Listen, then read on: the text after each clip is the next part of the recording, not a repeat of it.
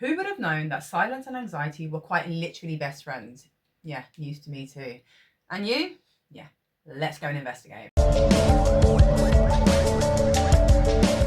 How to get over awkward silences on dates with women. So OP tells us that he recently went on a second date with a woman. He says that the first date was great. You know, they were kissing. It was a lovely time. However, the vibe was quite different on his second date and he ultimately got rejected. He said that his date told him that, you know, she was carrying the whole conversation. He didn't talk enough. And OP says, well, you know, he is quite introverted. However, he is quite happy, you know, asking questions and answering them, but does find it quite challenging to bring up new topics. So, you know, he feels like, you know, the vibe was so different, doesn't really understand, and he wanted advice on how he can avoid that happening again in the future. Now, as always, we're not looking at the drama, but I do have an opinion on that bit. We can talk about it later, because actually, I don't think either of them, excuse me, that was my phone. I don't think either of them are actually wrong in this situation, but let's get into it a little bit deeper first. What is it about awkward silences that make us feel so uncomfortable? You know, like OP, that the awkward silences. We've also got like the gap filling silences, you know, when spaces are left for you to fill, but there's pressure for you to fill them. And also how we feel silence, you know, those gaps of silence in our own day-to-day life. There's something about being left in our own presence that a lot of us find uncomfortable and even more so unmanageable. So it does bring up the question of what internal sounds are amplified when we are faced with external silence. Now, I know that's quite a deep question, but hey, we're all here for the deep dives, okay? So that's what we're going to do. We're going to deep dive. Now, this is a mini series. Okay, it's not really a series because there's two, but this is the first of two videos because I thought that actually silence is quite a deep topic to discuss. And we're all about pulling out the strands, but I thought, you know what, with two, we can stare like that. I don't even know what that meant, but you get what I'm saying. So let's get to it. So OP is on a date. You know, it's an awkward situation that a lot of us can, you know, relate to. It happens to pretty much all of us. It doesn't have to just be a date though. It's all social situations. Like I remember, you know, a friend of a friend, you know, they're great. Let's go and hang out with them. And then you meet them and you're just like, I don't have anything to say. That awkward silence comes or you run out of ideas to speak about. And I know some of us can literally just pick things up now and just go with it, which is something that I have learned to do in my later life. Later life? I'm not that old. But you know what I mean? We learn that skill. However, some of us can't, and we kind of get frozen in that awkward silence. And that's because it's fueled by anxiety, self-consciousness, and the fear of negative evaluation. And that's also for that gap filling. It's not just about the awkward silence. Anxiety is the leader in a lot of those silences and why we feel so stuck inside them. That's because anxiety acts as a filter. It interprets a pause as a failure, judgment, or social rejection. And it amplifies those negative thoughts, you know, like, oh, I'm being awkward, or, you know, that thought of, oh, I've said something wrong, you know, I've ruined the conversation, oh, I'm boring. And I mean, all of that is actually happening whilst you're having a conversation with the other person, or you're trying to. So that's like two different stories happening at one time, and that is so stressful. You know, in your mind, you're thinking of all these things that you have done to disrupt the flow, and that person's right there, and you're trying to think of what you're going to say, how you're going to fix it, and it just creates even more tension in that space. Anxiety also creates pressure to perform. It makes you feel like you are responsible for the flow of that conversation. Yeah, completely takes out the other person who could also be working on kind of remedying it, or, you know, finding an escape route. However, that anxiety creates pressure on you to fill that silence immediately. So you end up rambling. And I mean, I've done that so many times in my life. You know, you're just talking and you're going off, and then you're really conscious that you're rambling. Oh, awful, isn't it? Or you end up saying things without thinking, you know, agreeing to do things, offering to do things that you don't really have any intention to do, but now you've said it, so you've got to do it, which ironically makes you even more awkward. It's just a horrible situation to be in, and I think it's such a familiar one to be in. I don't know why I said it like that, one. But, you know, I know for myself in the past of going on dates, that's one thing that I'm conscious of. What if we don't have enough to talk about? What if, you know, we have them awkward silences? What will I do? So I think a lot of us can actually really resonate with what OP experienced. So that awkward silence is something that, as I said, we all experience at some point. However, what about when that silence is done purposefully? When gaps in the conversation are left for you to fill with that pressure to respond. Now, That is very different from the awkward silence, isn't it? Even though it's quite linked, that gap feeling, that silence feeling, because it's actually hostile silence. And you're not really experiencing that when you are, for example, in a social situation like a date, because it's actually a power tactic and it's designed to make you feel uneasy, anxious, or pressured to fill the silence with explanations, apologies, or confessions.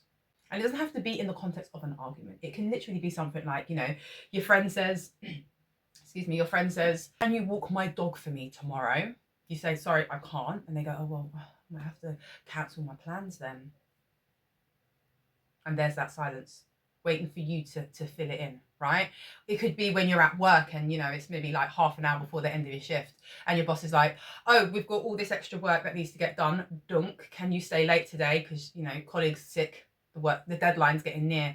And you say, I can't, I've got enough work as it is, or I have to leave on time today.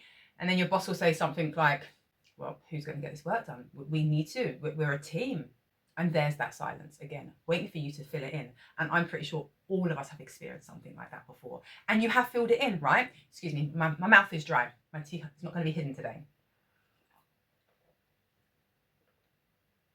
But pretty much all of us have experienced that, right? And then we then speak into it. We go, oh, okay, well, yes, well, oh gosh, I don't want you to cancel your plans. I'll do it, even if it inconveniences you, even though you had your boundary set already. Oh, okay, I can squash it in, even though it means you then end up getting home late or you just even more stressed at work. Because that's where we see that anxiety again, because it creates that artificial urgency.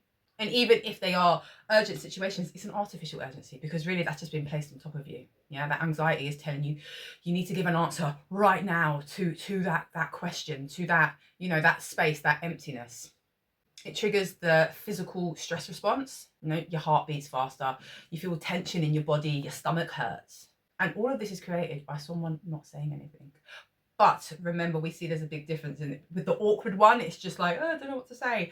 And this, that gap filling, it's done purposefully to guide you, to make you to trigger that anxiety, to trigger you to confess, to say something.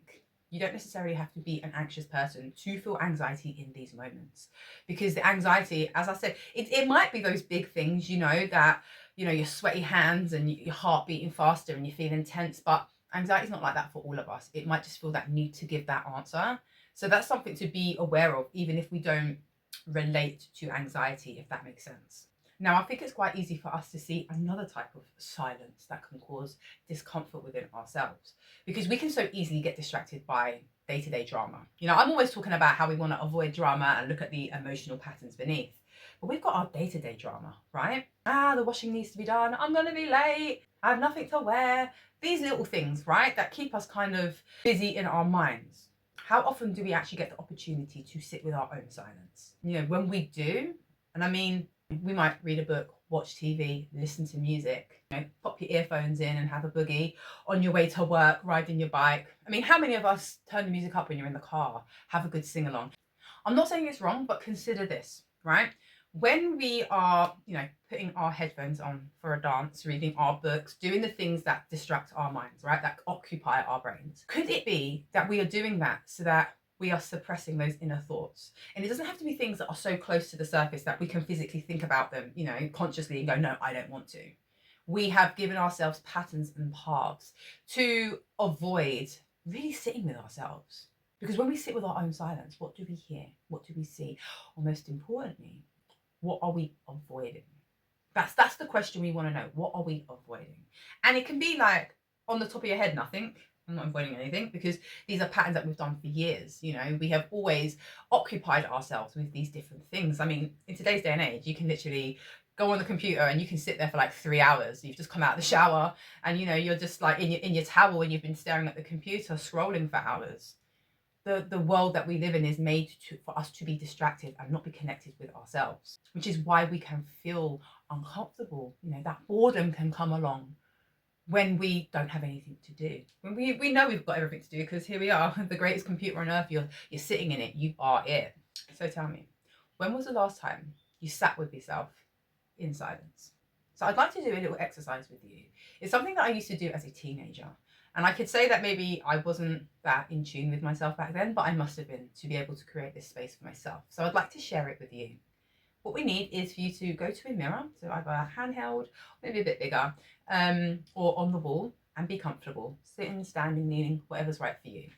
And I want you to have a really deep look at yourself. I want you to gaze at yourself in that mirror for 1 to 2 minutes. Not about what you look like, but looking directly at you. With this external silence, what is the inner you saying? What is it revealing to you? Are you happy with where you are in your life? Do you remember where you wanted to be this time 10 years ago? What do you have to learn about yourself? Sit with it and see where it takes you. It might take a few attempts to actually feel some understanding. Maybe 30 seconds is enough, maybe 1 to 2 minutes or more. However, it's a practice that you can do throughout the week. Yeah, maybe you need to build yourself up, make it into a pattern of spending some time in silence. Sometimes you might have to wait for that, that internal monologue to chit chat away and those things that are always going on around our heads. And it's something to practice. Like meditation, it takes practice. But start spending time with yourself in silence. In OP's situation, I don't think that either of them are actually wrong. In one side, OP's date, she doesn't want to hold the whole conversation. Who does? I don't. Pretty sure you don't either. But then on OP's side, he asks questions. He responds to the questions when he is asked them. So why should he now change because somebody else's expectations? Why should any of us? Why do we need to fill in those gaps in any context, in that awkward silence, in that hostile silence? Why should we actually fill those gaps? Same with ourselves. Why do we have to keep doing that to not listen to our own selves? Because when we are forcing things, we are forcing relationships, Say OP, you're forcing that. You're forcing non-organic relationships. And when we do that, we end up in spaces that we don't want to be in. We all need to embrace quietness within our own selves. We need to embrace sitting down and listening to what's going on around us. You don't have to answer to someone when they have an expectation for you to speak. You can sit in that silence too. So for a moment for reflection, I have put the description for that little mirror gazing activity in the description, so do have a look. And I've got a few questions for you to sit with and see where it takes you. 1, why do I feel the need to fill this silence? 2, what emotions come to the surface when I sit in silence with no distractions? 3, what am I ready to release? 4, is this silence genuinely uncomfortable, or am I just not used to it? Healing isn't about being perfect. It's about awareness of what drives it. So if what we were speaking about today resonated, sit with it gently. And until the next time I see you, I hear you, and I feel you. So until then, bottoms up.